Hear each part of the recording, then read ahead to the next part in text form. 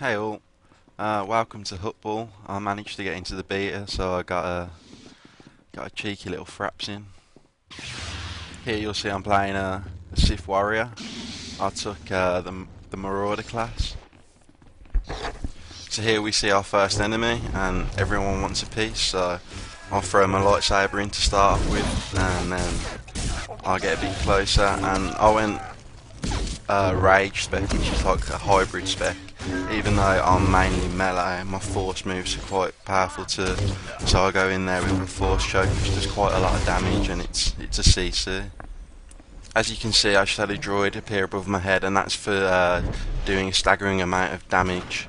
You can get different ones in the match. You can get one for the staggering amount of damage, for getting a killing blow. I get quite a few in here, so as they come along, I'll mention them. Our team currently has the ball, and he's making his way to the line to score the point. We're just getting rid of this guy in the middle, and then we're free to get the ball again.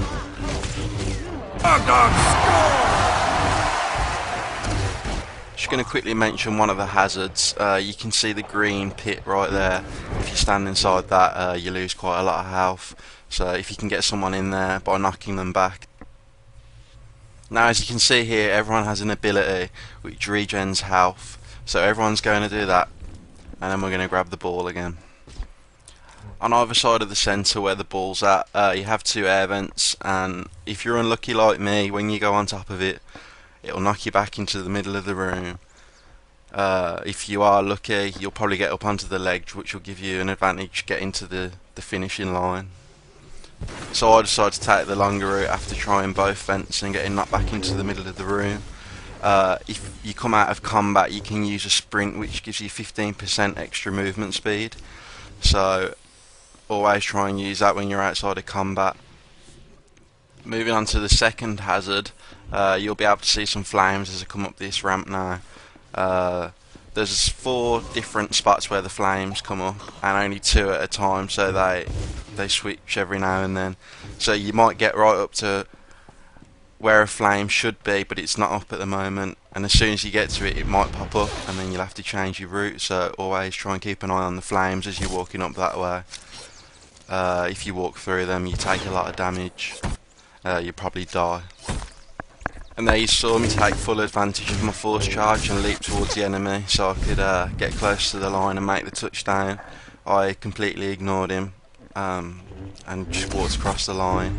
Then I'll finish him off, and you'll see I'll get another badge for getting a killing blow, which goes towards your currency.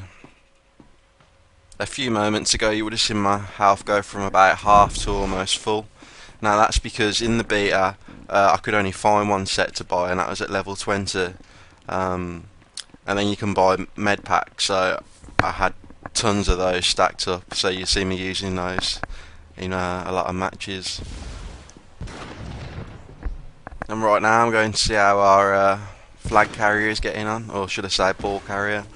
He looks like he's doing fine, so I'll probably head back towards the middle and see if I can get the ball again.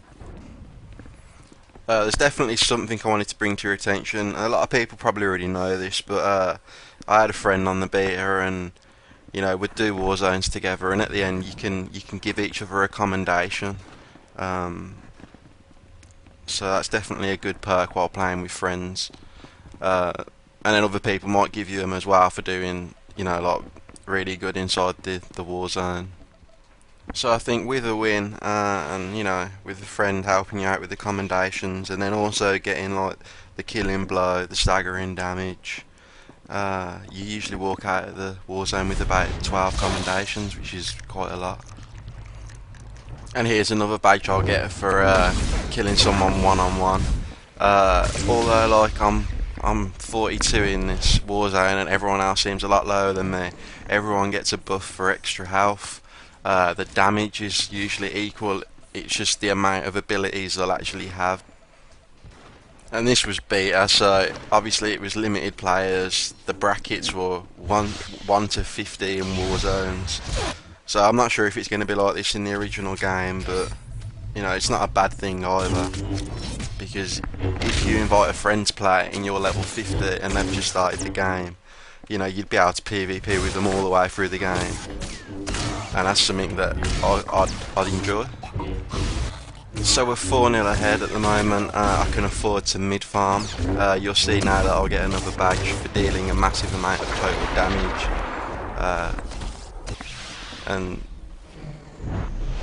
if people are thinking like, you know, he's 42, he's doing all this damage, at the very end, if you look at the chart, I was running with a friend, and his name was Dan Grau.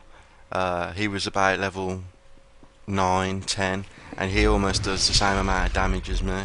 He just doesn't have as many abilities. Now I'll move on to power-ups. There's a damage buff on either side of the room which gives you 50% extra damage. You also get speed buffs around the room, and there's also buffs that will heal you for so much.